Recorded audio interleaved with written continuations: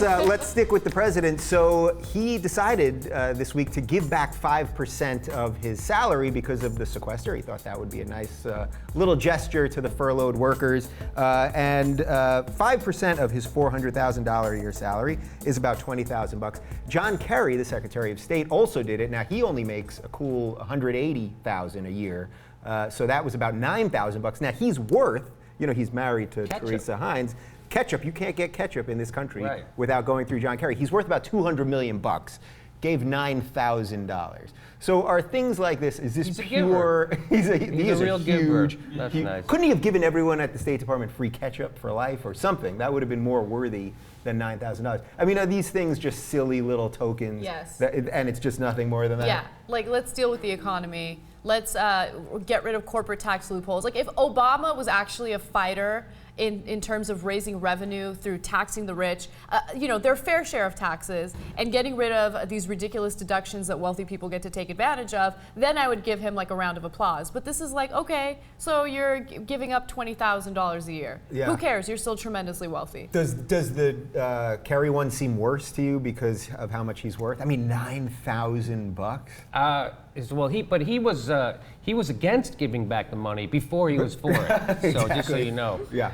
I think why they're doing this is because whichever political party gets tagged with the most of the responsibility for the sequester as these cuts actually start to be felt, which they're starting to be felt now.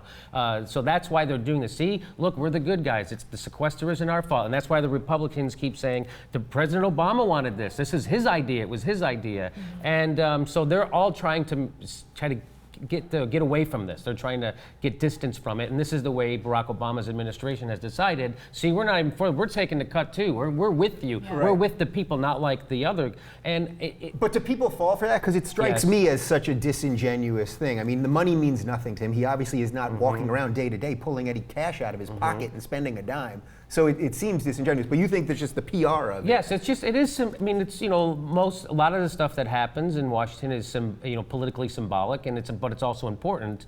I think it is important to show that, hey, we're with you. We're not ignoring that you guys are hurting. But it is Barack Obama's fault. I mean, it is his fault because we should have never had the sequester in the first place because he should have never caved to those idiots in the first place when they said they weren't going to raise the debt ceiling. And by negotiating over that, he set a horrible precedent. But now he says he's not going to anymore. I already screwed up bad enough, so I'm not going to do that again. Yeah. You sound like Bob Woodward. Do I? Yeah. Okay. I think he's setting a terrible precedent right now with the grand bargain. I mean, the GOP has basically rejected the grand bargain, but Obama is basically saying, you know what, I want to increase revenue, so it's increased taxes on the wealthy, but I'm totally willing to make cuts to Social Security and Medicare, which are called entitlement programs because we are freaking entitled to it. We've paid into that system. We shouldn't be cutting it at all. That shouldn't even be on the table. They're not drivers of the debt, right? And Social Security. Exactly.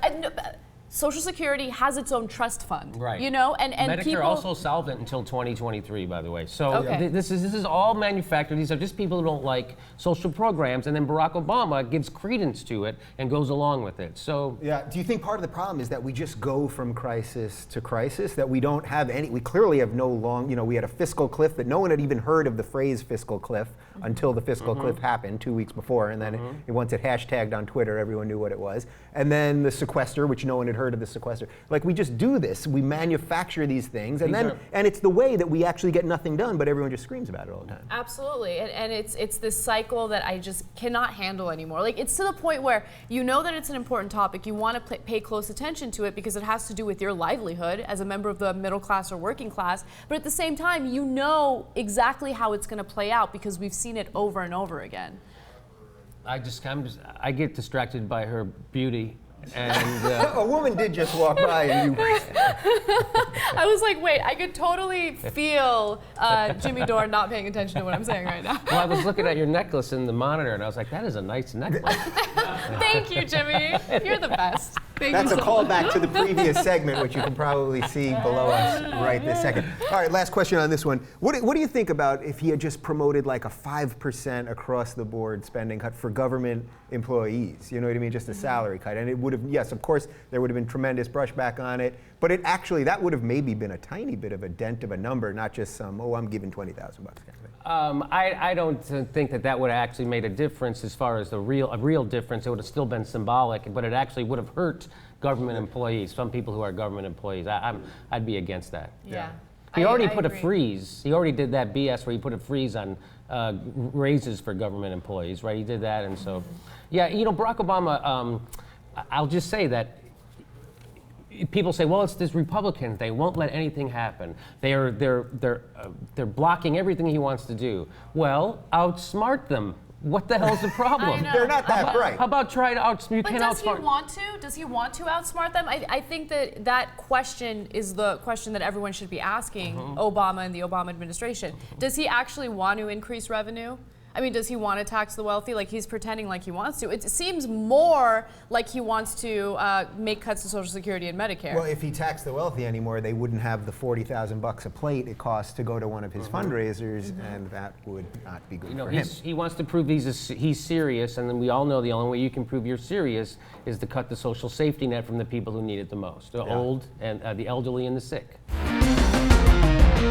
Bonobos.com is the official outfitter of the Rubin Report. Enter code TRR20 for 20% off your first purchase.